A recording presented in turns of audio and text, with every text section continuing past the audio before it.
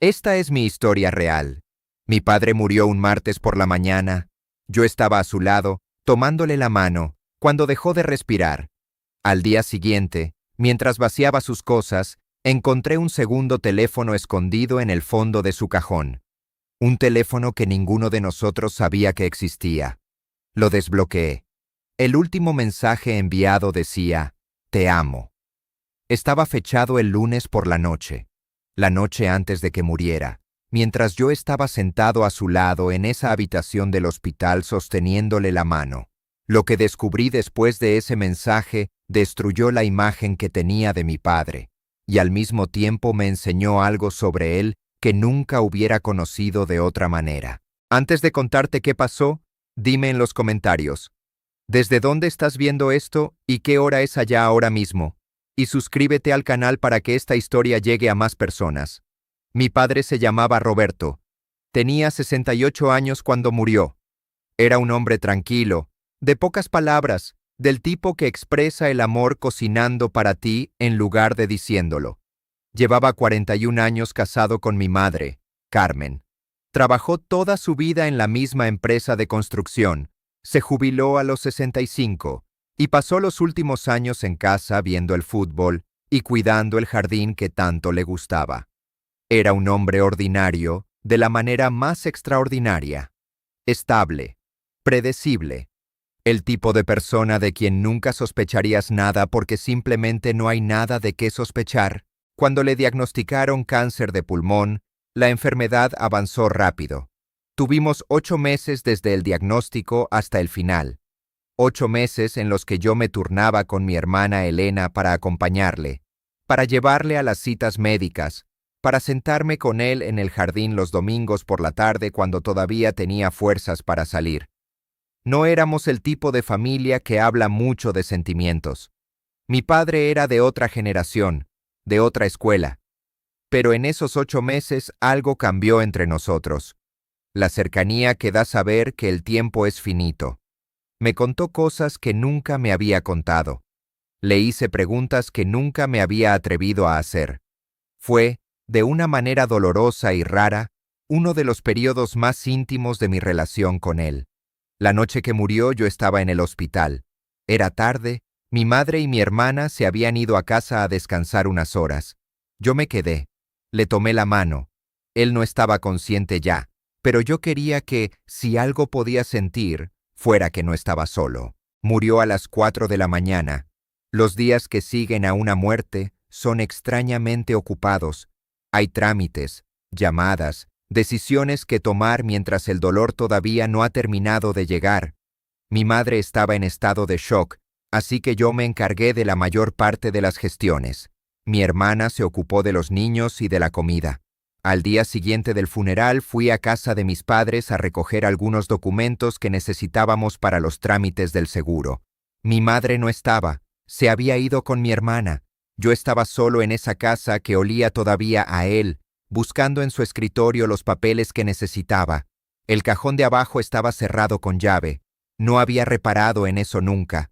Busqué entre sus llaves y encontré una pequeña que encajaba. Abrí el cajón pensando que ahí estarían los documentos. No había documentos. Había un teléfono. Un smartphone básico, sin funda, con la pantalla hacia abajo. Y debajo del teléfono, una foto doblada en 4. Cogí el teléfono primero. Intenté desbloquearlo. Tenía código PIN. Probé su fecha de nacimiento. No era. Probé el año de su boda. No era. Probé los últimos 4 dígitos de su número de teléfono habitual. Tampoco. Probé la fecha de nacimiento de mi madre. Entró. La pantalla se iluminó. Lo primero que vi fue la notificación de una aplicación de mensajes. 27 mensajes sin leer, todos del mismo número guardado con el nombre de M. Abrí la conversación. Los mensajes más recientes eran de esa semana, del martes, del miércoles, del jueves. Mensajes preguntando si había novedades, si había pasado algo, por qué no respondía. Mensajes que se volvían progresivamente más angustiados. El último decía simplemente, «Por favor dime que estás bien». Esa persona no sabía que había muerto. Subí en la conversación, semanas, meses de mensajes, una conversación íntima, cotidiana, constante. Buenos días cada mañana, buenas noches cada noche, relatos del día, preguntas sobre la salud de él, respuestas de él sobre cómo se encontraba, y entre todo eso, declaraciones de afecto que nunca le había visto usar con nadie, ni con mi madre, ni con nosotros. Busqué el último mensaje que él había enviado. Estaba fechado el lunes por la noche, a las 11:15. El lunes por la noche, yo estaba en el hospital a su lado. Ya no estaba consciente. Llevaba horas sin poder hablar. El mensaje decía: «Te amo. Buenas noches». Me quedé mirando esa pantalla durante mucho tiempo. Luego cogí la foto doblada que estaba debajo del teléfono y la abrí. Era una foto de mi padre. Joven. Tendría unos 30 años, una edad que yo no le había conocido. Estaba sonriendo de una manera que no le había visto sonreír nunca. Una sonrisa abierta y despreocupada que no reconocía en el hombre tranquilo y serio que yo había conocido. A su lado había una mujer. No era mi madre. En el reverso de la foto, con letra que no era la de mi padre, alguien había escrito una fecha y 2 palabras: para siempre. Volví a casa con el teléfono en el bolsillo. No le dije nada a mi madre. No le dije nada a mi hermana. Necesitaba entender qué era aquello antes de saber si debía decírselo a alguien. Esa noche, cuando mi familia se fue a dormir, me senté a leer la conversación entera. Tardé horas. Lo que encontré no era lo que esperaba encontrar. No era una aventura reciente. No era algo que hubiera empezado en la jubilación, ni en la enfermedad, ni en ningún momento que pudiera explicar como una crisis o un escape. Era una conversación que, según los registros del teléfono, llevaba activa más de 4 años, pero las referencias en los mensajes apuntaban a algo mucho más antiguo que eso. M. le escribía sobre recuerdos que tenían décadas. Le recordaba conversaciones, lugares, momentos. Mi padre respondía con esa brevedad que le caracterizaba, pero con una calidez que yo nunca le había conocido. No era la calidez de un hombre que está mintiendo. Era la calidez de un hombre que lleva mucho tiempo queriendo a alguien. Encontré en los mensajes un nombre: Teresa. Busqué ese nombre en su teléfono de siempre, en el que yo sí conocía. No aparecía. Busqué en redes sociales con los pocos datos que tenía. Tardé 2 días, pero la encontré. Teresa tenía 65 años. Vivía en otra ciudad, a 4 horas de distancia. En su perfil había una foto de ella de joven que se parecía demasiado a la foto que yo había encontrado doblada en el cajón. Le escribí desde un perfil anónimo diciéndole que era el hijo de Roberto y que necesitaba hablar con ella. Me respondió en menos de 1 hora. Teresa y yo hablamos por videollamada un domingo por la tarde. Yo estaba solo en casa. Ella apareció en pantalla con los ojos enrojecidos de haber llorado. Me dijo que había sabido que él había muerto cuando dejó de responder sus mensajes. Había buscado su nombre en internet y había encontrado la esquela. Me dijo que había llorado sola durante días sin poder decírselo a nadie, porque nadie en su vida sabía que él existía. Le pregunté quién era para mi padre. Hizo una pausa larga. Luego me dijo la verdad. Se habían conocido a los 28 años. Antes de que mi padre conociera a mi madre. Habían estado juntos casi 2 años. Habían sido, según sus palabras, el amor de juventud del otro. La clase de relación que te forma como persona, que te enseña lo que es querer a alguien de verdad, que deja una marca que no desaparece con el tiempo. Habían terminado por circunstancias de la vida. Él se había mudado de ciudad por trabajo. Ella había tomado otro camino. No habían terminado porque dejaran de quererse.